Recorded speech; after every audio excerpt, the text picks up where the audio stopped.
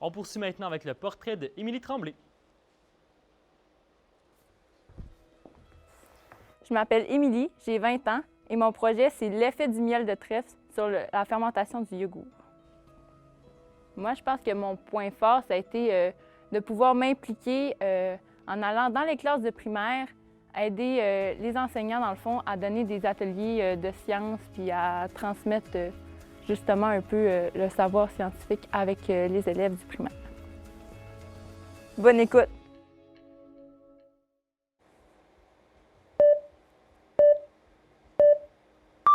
Mais croyez-vous si je vous dis que le miel, c'est magique? Non? Pourtant, il y a des archéologues qui ont trouvé des pots datant de milliers d'années qui contenaient du miel, que lui aussi datait de milliers d'années, et qui étaient encore intacts. En connaissez-vous beaucoup, vous, des aliments qui restent intacts aussi longtemps? Moi, je ne sais pas pour vous, mais je fais seulement penser à ma banane que je mets le matin dans ma boîte à lunch, qui est toute belle, toute jaune, puis c'est l'heure du midi, bam, elle est rendue toute brune. Alors là, des milliers d'années, c'est impressionnant. C'est impressionnant, oui, mais c'est pas magique pour autant. En fait, le miel, il peut se conserver aussi longtemps parce que c'est pas vraiment une bonne maison pour les bactéries. Le miel, c'est majoritairement du sucre. Puis le sucre qui est tellement concentré dans le miel que lorsqu'une bactérie va s'y glisser, elle va se vider de son eau, se déshydrater, puis mourir. Aussi, le miel, bien ça, c'est acide. Puis en général, les bactéries, ils n'aiment pas trop ça. Aussi, dans le miel, il y a des protéines comme la déphensine 1 puis du peroxyde d'hydrogène qui font que la survie des bactéries est difficile. Fait en ayant en tête les propriétés antibactériennes du miel, le but de mon projet, c'est de comprendre de quelle manière le miel de trèfle pouvait avoir une influence sur le yogourt fermenté avec les bactéries Lactobacillus bulgaricus, Lactobacillus acidophilus et Streptococcus thermophilus. Mais tout d'abord, il faut savoir que le lait, c'est du lait fermenté. Le yogourt, c'est du lait fermenté. Et que pour faire fermenter du lait, mais il faut y ajouter des bactéries qui vont venir chercher le sucre du lait puis le transformer en acide lactique. Et c'est cet acide lactique-là qui fait que le lait liquide va devenir du yogourt plus épais. Ainsi, lors de mon projet, j'ai fait beaucoup de recettes de yogourt au miel. Dans ces recettes-là, j'ai fait varier la quantité de miel que j'ajoutais, puis aussi le moment où j'ajoutais mon miel. De plus, j'ai utilisé du miel que j'ai moi-même pasteurisé, donc que j'ai fait chauffer puis refroidi, et du miel non pasteurisé.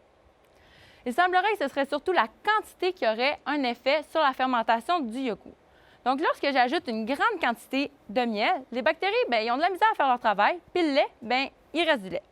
Mais lorsqu'on ajoute une petite quantité de miel, les bactéries sont tout de même capables de transformer le lait en yogourt.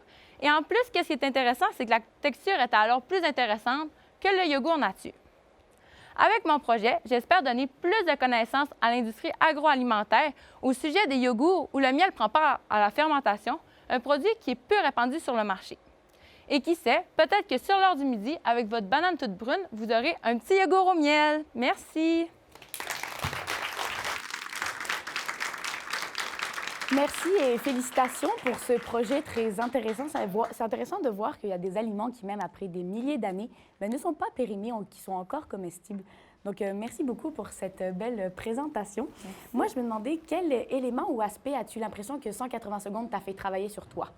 Moi, je pense que ça m'a fait beaucoup travailler sur moi, sur le fait de parler en public, parce que moi, en général, je ne suis pas une personne qui aime beaucoup avoir les projecteurs sur moi. J'aime bien rester dans mon laboratoire de sciences.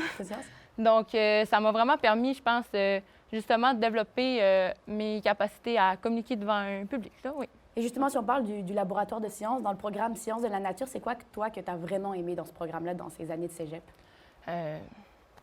Qu'est-ce que j'ai vraiment aimé? Bien, tout. Y a-t-il un cours en particulier que tu as préféré? Ou... Moi, je dirais la biologie, parce que c'est vraiment... je pense, la matière qui rejoint plus mes intérêts. Tu sais, moi, j'aimerais ça. Je vais aller dans le domaine de la santé à l'université. Donc, ça rejoint vraiment directement qu'est-ce que je vais faire.